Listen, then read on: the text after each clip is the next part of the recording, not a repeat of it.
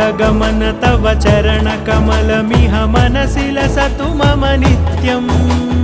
गरुडगमन तव चरणकमलमिह मनसि लसतु मम नित्यम् मनसि लसतु मम नित्यम् मम तापमपाकुरु देव मम पापमपाकुरु देव मम तापमपाकुरु देव मम पापमपाकुरु देव